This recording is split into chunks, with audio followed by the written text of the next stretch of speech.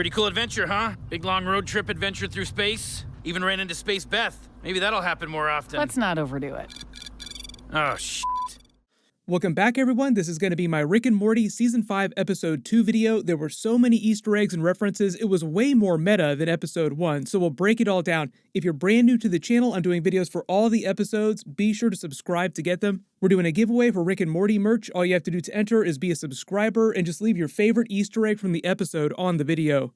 Careful for spoilers if you have not seen the episode yet. We'll start at the beginning and just work our way through shot by shot, doing Easter eggs and WTF moments. I'll number these as we go along just to stay organized. Starting with the title of the episode, Mortyplicity, which is a reference to the 1990s Michael Keaton movie Multiplicity. The plot of the episode is loosely similar to the plot of that movie in that Michael Keaton, during the film, creates a bunch of clones of himself to do work, make his life easier, but then the clones go off the rails. It doesn't turn into quite the bloodbath it did during this Rick and Morty episode. You could also call this episode the War of the Decoys, the one with all the decoys, because they want you to believe that the real version of the family was off planet the whole time hanging out with Space Beth. They also end the episode in a very ambiguous way to make you wonder if maybe that's another version of the duplicates and they're going to start the cycle all over again. But we'll get to that in a second. You could also think of this episode as like the Highlander episode. There can only be one Rick and Morty family. There were a lot of Highlander references, a lot of deep cuts for that movie. In fun fact, Clancy Brown, who played the Kurgan during that movie, has also been in 2 different Rick and Morty episodes as different characters. He played Risotto Groupon during the Whirly Dirty Conspiracy, Season 3, Episode 5,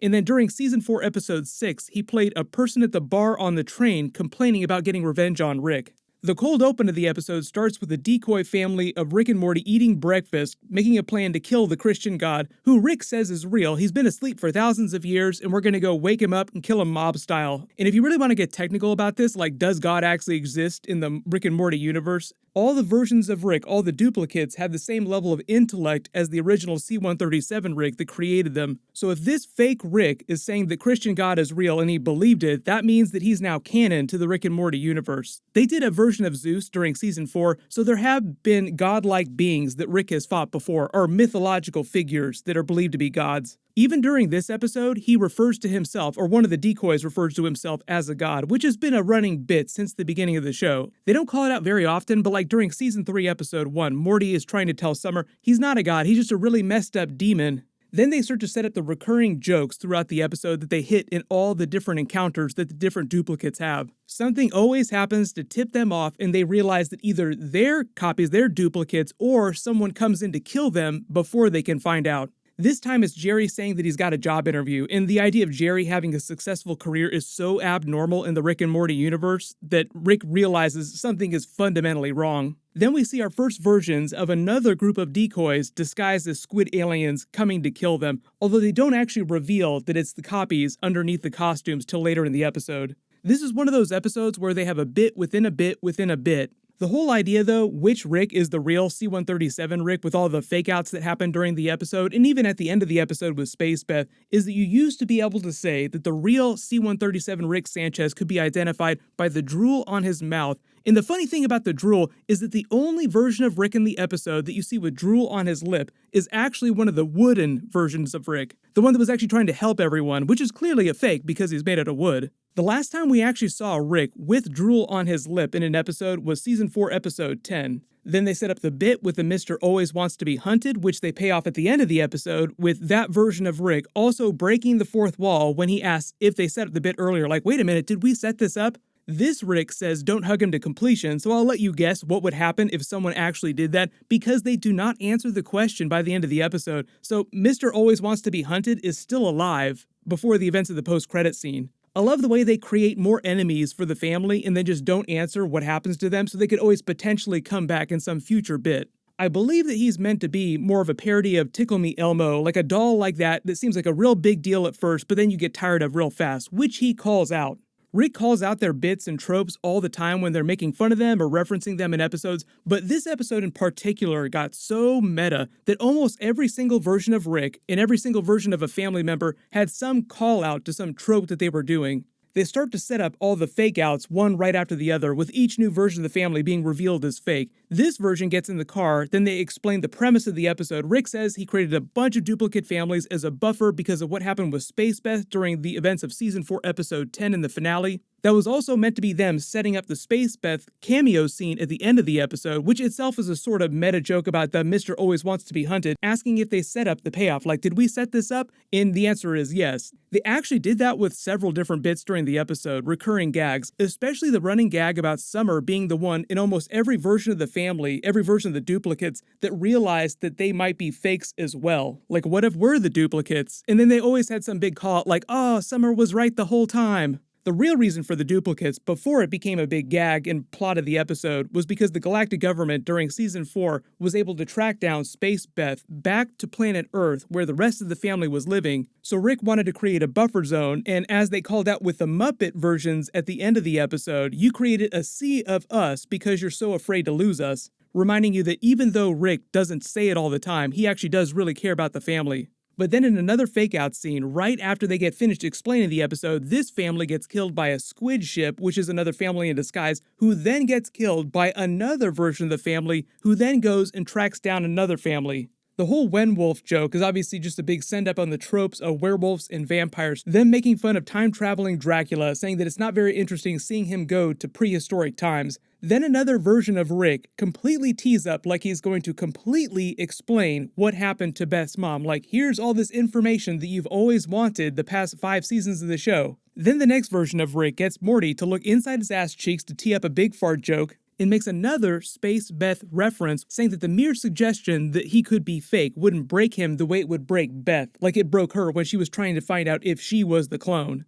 The funny thing about all the fake-outs too is that early on in the episode, they stop for that brief explainer with the whiteboard. I think because even though there's the meme about you having to be really smart to follow Rick and Morty, this episode in particular was a little bit harder to follow if you weren't paying attention really closely because of the way they were using all the fake-outs. Later in the episode, after a couple more, Rick actually claims that there's maybe like 40, 50 more versions of the family that they have to go track down and kill. I think that was actually meant to be accurate, like the total number of duplicate versions of the family running around on Earth. When Rick barges in and says analysis mode 80085, that actually makes boobs if you type it out on a calculator. There were some classic Rick zingers in the episode, like Beth even calls him out, like, I kind of expected it to be a funnier joke. Morty makes a Westworld joke, and Rick follows it up saying he's not supposed to have sex with any of the duplicates, because if you didn't see Westworld, I actually did Easter egg videos for all the seasons of Westworld, so I'll put a link for those in the description. But one of the twists of Westworld Season 1, at least, was that the theme park, the Westworld Park, was sort of a glorified brothel for uber-rich people to live out their wildest fantasies.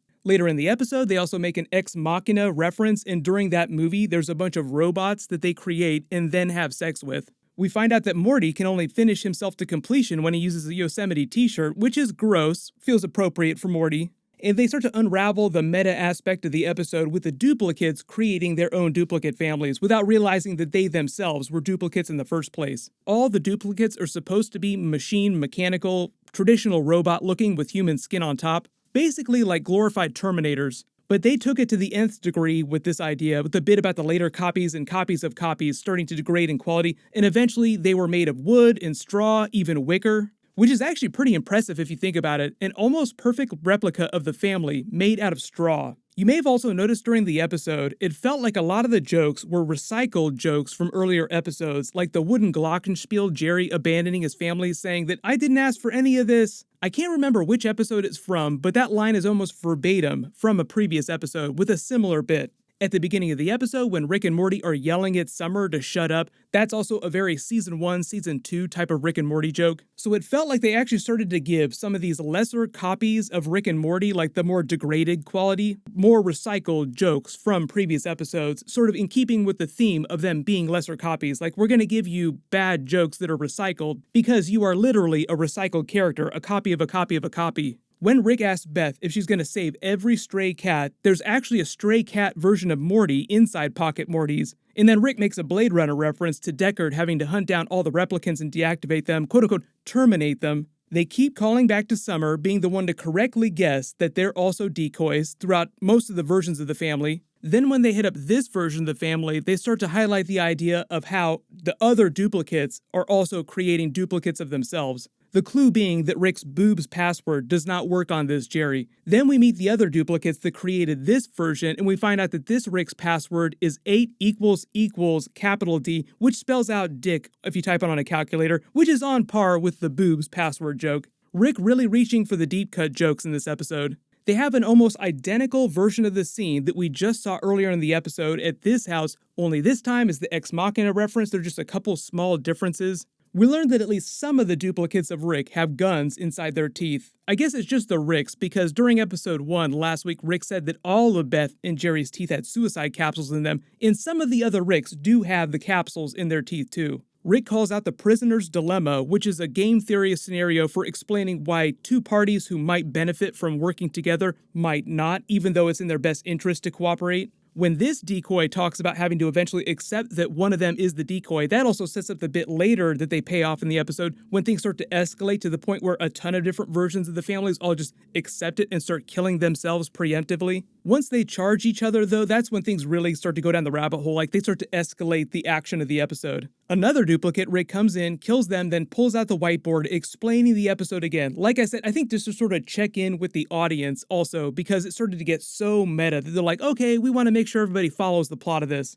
When he mentions the Asimov cascade, that's actually a reference to the 3 laws of robotics, and it's part of the way the first law works, wherein a series of cascades is what happens when things slowly go off the rails with a robot's functionality. But in this context, it's about all the duplicates creating the other duplicates, creating this chaos level scenario where everything just erupts into pure madness. This Summer makes fun of him, say decoy again, because again, it's a Summer kind of realizing that they're also probably decoys and this is all pointless. Then Rick makes a Highlander reference, there can be only one, and doubles down on it when the family has no idea what he's talking about. He demands that they rent the movie when this is all over, then drops a huge burn on Christopher Lambert for not having a Scottish accent, or just a strange accent in general after replacing Sean Connery's character, who was the Spaniard in that movie. Rick sets up the bit with the weird-looking decoys like the straw decoy, the wooden ones, the Muppet decoys, which themselves were just costumes, but saying that you get far enough down the line and things really start to get weird. Rick shoots down Jerry's suggestion,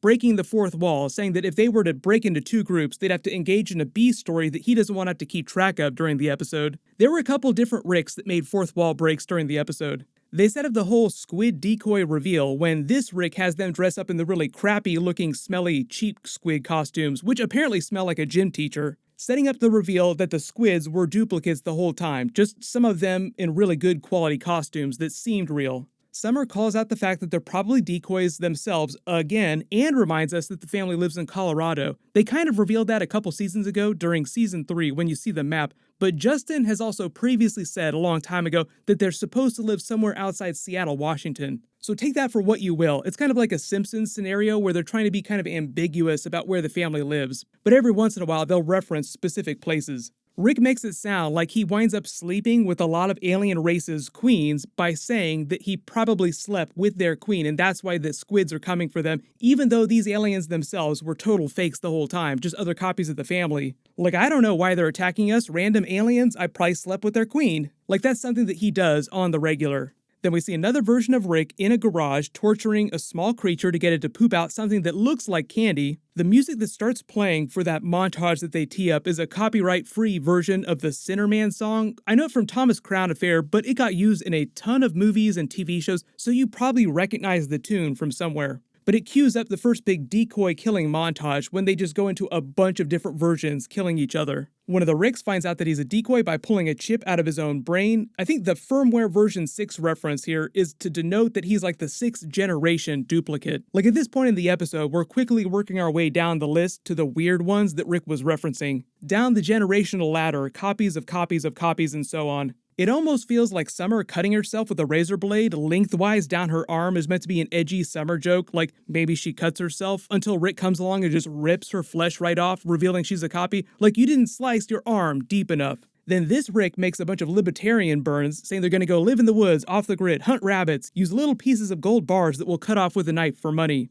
Rick does have a truce with the president, but he hates all forms of government, all political parties. There are a couple political jokes later in the episode when the president shows up for his cameo scene. I'm not totally sure what these weird symbols on all the trees are meant to represent, so if you think you know what they are, just write them below in the comments. Summer calls Rick out for succumbing to the "it's too quiet" trope, saying he didn't do the bit correctly. And the straw version of Rick and his family feels like they're meant to be a bit of a mixture of classic horror movies like Hellraiser and a little Silence of the Lambs with the flesh suit that he's trying to make for each of the family members. Like, we'll make suits for ourselves, then we'll be complete.